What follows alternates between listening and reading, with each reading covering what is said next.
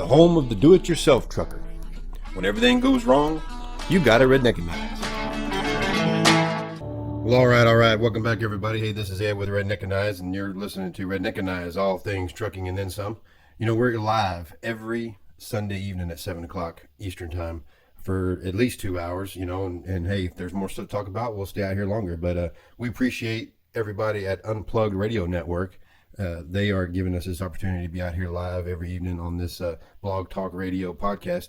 And what we do is we also record this and ship it out on our YouTube channel. So if you want to check out some videos and maybe some context, sometimes we try to throw some extra video or images in there to try to help with the stuff we're talking about, and we throw that in there. But you can also go into blogtalkradio.com. You search Unplugged Radio Network, and you'll be able to listen to the audio of all these podcasts from the past. So it's a great thing. You know, if you're trying to get down the road and you need some stuff to listen to or just, you know, something to keep going to where you can stay up on what's going on in the industry, this is always a good spot to do that. And we appreciate everything everybody out there doing to support this and support this show. So one of the articles I was looking over this weekend here, it came out on Thursday, and of course, you know, everybody's been hearing the news about how the new administration is trying to put together this huge infrastructure bill, and of course, talking about how we need to do like roads and bridges and everything, and so there was a report out, and it was on CDLLife.com, and it says White House infrastructure report card reveals states with the worst roads and bridges, and basically, it just boils down to which ones got like a C+, C-, D-, kind of that kind of deal. And I'll just tell you right off the bat without even kind of spoiling any kind of, you know, everybody got, I think it was a D or a D+. Like there was only 2 states, Delaware and West Virginia, that got a D, and D- only went to Puerto Rico. Everybody else got a D+ or higher.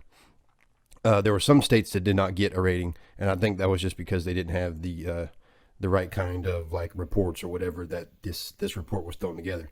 So the article read, it says the White House has released reports detailing the infrastructure status of each of the 50 states and District of Columbia and Puerto Rico, revealing which areas of the country have the poorest roads and bridge conditions. The fact sheets released on April 12th highlight the nationwide urgent infrastructure needs and the number of bridges and miles of the road of each state considered to be in poor condition. The fact sheets also show how much commute times have increased since 2011 and how much drivers pay per year in costs due to driving on roads in need of repair. The fact sheets are part of a series of the White House meant to highlight the benefits of the American Job Plan. It says, according to the fact sheets, the American Jobs Plan will devote more than $600 billion to transform our nation's transportation infrastructure, including $115 billion in repairing roads and bridges. Now, see, I'm going to stop right there, and I'm going to just tell you, you look at that number. Look at that number. It says $600 billion and then $115 billion in repairing roads and bridges. So what does that mean? Where does all the other stuff go? Now, I can say that we probably, when they say nation's transportation infrastructure, now, a lot of people think that goes into like, you know, of course, we got air, and then we have train, but we also have waterways. And, of course, the waterways, that was the original. You know, where they have to maintain the rivers with the big barges and all that. And of course, they have intercoastal waterways where they move barges between the coastal cities back and forth, where they get transported into bigger ships or, you know, rail or whatever. So that's utilized as well. So we have to take that into account and always think about that kind of stuff. But still, when you're talking about how much stuff gets shipped on truck compared to how much stuff gets shipped everywhere else and how bad, you know, I always say, truckers will tell you, when people talking about how important, you know, air and rail and all that is, okay, go to the back of a Walmart, the Walmart that you go to every week, sometimes every day. You go back to the Walmart and you see what's backed up to that Walmart. Is it a rail? Is it a ship? Is it a plane? No, it's a truck. So when you're talking about how you need money to put into a transportation infrastructure, just remember how it gets there. Okay. And I mean, and this goes along with the Amazon too. The truckers will tell you that, yeah, you may get Amazon by mail, or you may get it by some kind of delivery like UPS or FedEx, or you may get it, you know, with these bigger cities. I guess they have their own Amazon trucks, but You should go to these bigger cities where they have these Amazon warehouses. And I tell you what, it is lined up down the street for 2 or 3 miles where it's nothing but big trucks lined up to these warehouses. And they go up and down the highway every single night carrying all the little packages that everybody has ordered for that day. And it just never stops. It never stops. And you're talking about how they guarantee same day delivery or they guarantee next day delivery. It's all because they anticipate how many items will be sold, and they transfer stuff from one warehouse to another, anticipating that that stuff's going to sell. And, everybody loves Amazon. I love Amazon. I don't think anybody hates Amazon, because when you're talking about if you need something and you can't find it at a store, you're going to find it at Amazon. So all that stuff like that, talking about how we shop, we buy, and we get stuff delivered to us, or we have to go to the grocery store. Groceries is a big thing. You got to have food, and just go to the back of a restaurant, go to the back of a grocery store. You see that every day they get deliveries by truck. So when you think about what needs to be done as far as money spent, when you're thinking like 600 billion, but only 115 billion of that. So that means 485 billion is going to something else. Now, granted, those other things, see, that's the other thing.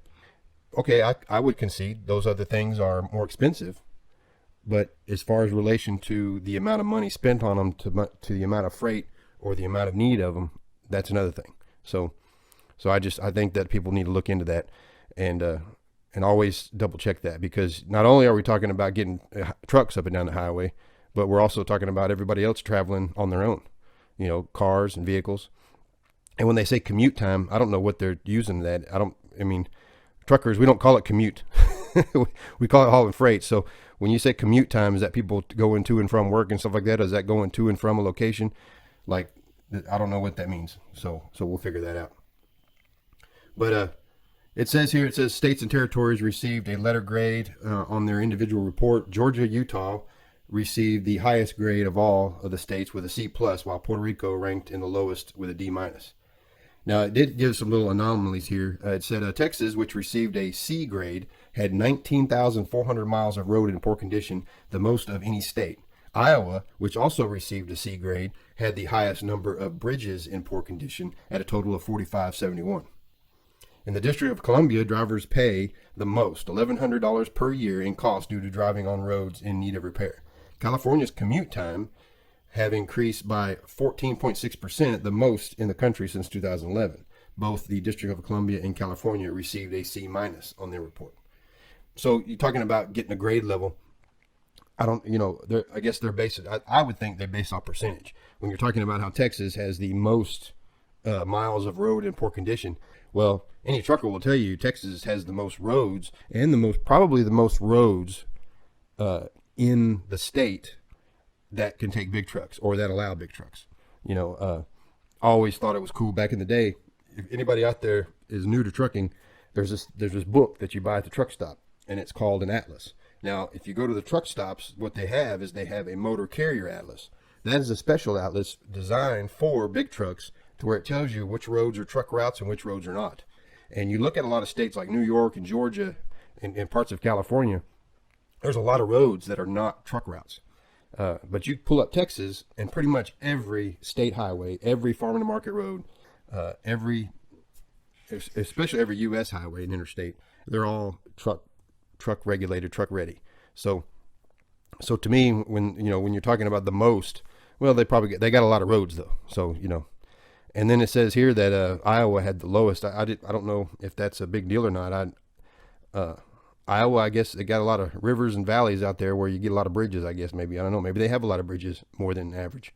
And that was, I would say that it was, if they get a high grade, but they have a lot of problems, which probably means they have a lot of good things going too. Like I said, California, it says they spend the most, $1,100 per year on costs due to driving on roads in need of repair. But they also have like the highest regulations, which cause the mechanics and repair facilities to charge more. So when you have high taxes and high regulations, your bills are going to be higher. So you might not have that much compared. If you went in, if you had that some kind of cost of living factored in there, it might not be that high. But that, as far as that goes, and then in District of Columbia, same way. But when they talk about commute times, that just means that there's more people than there are roads. I mean, I think that's what they mean by that. So So there's a big list, and like I said, there's a link to that cdllife.com, and we'll put that in our YouTube videos when we post that. Like I said, Georgia and Utah got the highest grade of a C plus, and then just going down the list here real quick is C grade was Arizona, Florida, Iowa, Kansas, Maryland, Minnesota, Montana, North Dakota, Nevada, Texas, Vermont, and Washington and Wisconsin. And then the C minus was Alaska, Alabama, California, Colorado, Connecticut, District of Columbia, Idaho, Illinois, Indiana, Kentucky, Massachusetts, Maine, Missouri, Nebraska, New Hampshire, New York, Ohio, Oregon, Pennsylvania, Rhode Island, South Dakota, and that was it. And the D pluses, well, actually, there's not that many. Hawaii, Louisiana, Michigan, Mississippi, and New Jersey. Everybody else got a D or D minus. It was here listed. Where did I see that at? I was going to give you the list of the ones that did not get a grade. The following states received no letter grade on their fact sheet: Arkansas, North Carolina, New Mexico, Oklahoma, South Carolina, Tennessee, and Virginia. And I don't know why they didn't get a letter grade. That doesn't say. So I'm not real sure if the report specified as well, but you never can tell. Now, what this goes down to, I was going to add to this, that a lot of drivers agree with, and I don't know about you four-wheelers out there, and of course we all pay attention to what's going on out there in the world, and we saw that the new department, the Secretary of Transportation, said that he was considering a all miles traveled tax for a federal tax. And of course, what that does is that if you have a gas guzzler, then you are going to be paying the same as if you were driving a hybrid. We always considered that that's how it should be because of all these new electric vehicles. If the electric vehicles are not paying for gas, then they're actually using the roads without having to pay that much for them. And the deal is that you bought a fuel efficient car. That way you would spend less money on gas because you were paying a gas tax. And if you got more miles to the gallon, that means you were paying less to use the road. So with the all miles traveled, that would take out the incentive of buying a fuel efficient vehicle. That you wouldn't need to do that. That you would be able to buy a gas guzzler, big engine, whatever, and it wouldn't matter because you're going to pay the same whether you had that or a fuel efficient vehicle. So that's the downside of that. And then of course truck drivers will tell you we've been doing this for years. It's called IFTA. And we've always had to keep track of our miles. The best thing about that was at least that we knew that it went to each state, that you paid tax to each state when you traveled the miles. And whenever you bought fuel, you paid tax. And of course, we had to do reports. In the report, we had to fill out, some people do it monthly, some people do it quarterly, but you had to fill out a report. And you had a list of all the states you traveled through and how many miles you traveled through each state. Then you had a list of how many gallons of fuel you bought in each state. And what happened was that you would fill up in one state, but then travel through 3 or 4 states. Well, when you did the report, you had to say, okay, I traveled this many miles in these states, and I bought fuel in this one state. Well, technically, that state would have to reimburse you the tax, and then that tax would be divvied out to all of the different states that you owe tax to. So sometimes there would be, if you did it right and you were careful of where you bought tax and where you bought fuel or not, sometimes you'd get a refund and sometimes you'd pay a little bit more. So you always had to do that. And as an owner operator, anybody that's independent knows and it went to each state. Truck drivers will tell you, in my opinion, like I said, everybody's got their own opinion about this. In my opinion, I'd rather give the tax money to the states. When you go out there and you look at the trucks that are building the roads, all these maintenance vehicles that are out there, the dump trucks, the supervisor trucks, all those trucks out there that are actually working on the highway, it doesn't say federal DOT on it. Okay, it says whatever state it is. TxDOT, MDOT, NDOT, whatever. It's always the state that you're in. Those are the ones that are working on the roads. And they may have contracted, but they contracted through the state. We can even boil down to that it's counties. Each county is responsible. Even if it's a U.S. highway, the county is responsible for that particular part of the road. And we all see it all the time. You go down the highway and you're traveling, and you just, the color of the asphalt changes, or you might hear, but when you run over the road, that's the county line, and they stick to that. A lot of them do. So I don't like giving money to the federal government, especially when they take your federal tax for the fuel. They take that tax, and according to the Constitution, they don't have to spend that money on the roads. That money goes into a big pot, and then they all get together and they vote. So when they talk about spending 115 billion on roads and bridges, how much money do we pay in? And see, they won't tell you that. They don't know. They don't know. It goes off of surveys. There's no actual number of what we actually pay in taxes for the gas tax per se. And then of course, truck drivers, we have IFTA, we have our heavy use tax. We have, when you buy a truck, there's a tax for buying a truck. When you buy a new truck, you have to pay a flat fee, a flat rate of a tax to the federal government on top of any sales tax or anything. So that kind of stuff is what we want to know. How much money is that coming into the federal government? And is it actually going to the roads and bridges? Because if it all went to the roads and bridges all the time, if you want to institute a new tax or take away an old tax, as long as it's going directly to the roads and bridges, then we ain't got no problem with it. But we know that that's not what it does. So until we figure out a system where people can pay their taxes and know exactly that it's going to where it's supposed to be going. So, if they say that there's a gas tax or a vehicle miles travel tax, well, as long as it goes to whatever we're supposed to be paying for, which is the roads and bridges, then more people would support it, I think. But because it doesn't do that, nobody supports it. And they don't want to, oh yeah, we should pay more for roads and bridges, but you don't know if you're paying more for roads and bridges or not, because they won't tell you. They say, oh, we're going to put 115 compared to what? Compared to what were you spending? They were spending, like, what was it? Like 500 million. And now they want to say that's 100 billion. That doesn't seem right.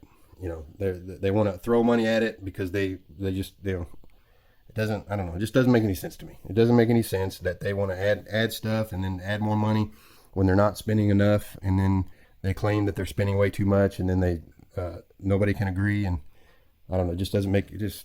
I'd rather see the money go to each state, and the states that do a better job of distributing the taxes that they take to their roads and bridges, those are the states that are going to benefit. When the federal government gets involved, it's just, it's one of those things where when you start at the top and start raining down, it doesn't always get down to where it needs to be. It gets trapped up in the top somewhere, and a lot of people are making money that don't really do anything. And that's what I don't like. So, but that stuff, that's what we talk about here, and that's a real good article. Like I said, it's on cdllive.com, and we'll get that checked out. And like I said, you check us out at redneckanize.com. One of the great sponsors that we've been dealing with here is Load to Ride Transportation. That's LTR Transportation. It's a great little trucking company out of Denver, Colorado. They're at ltrtransportation.com, and these are good people. We love talking with them and dealing with them. They've got a great network of like freight customers, just all over the country, and they all do all special kind of things. They even are hooked to warehousing service or hazmat hauling or temperature control, temperature protection, and they even do like expedited and special handling. So it's an all-in-one kind of thing where they like to get involved. They got really cool trucks, a lot of new trucks. Cool logo, cool trailers. So you can check those guys out, and they're at 720-277-0030, or like I said, you can look them up on ltrtransportation.com, and we appreciate them for supporting Redneckanize and everything. So we're gonna step away, take a little break here, and we're just having a good old time tonight. So stay with us. All right, we'll see you.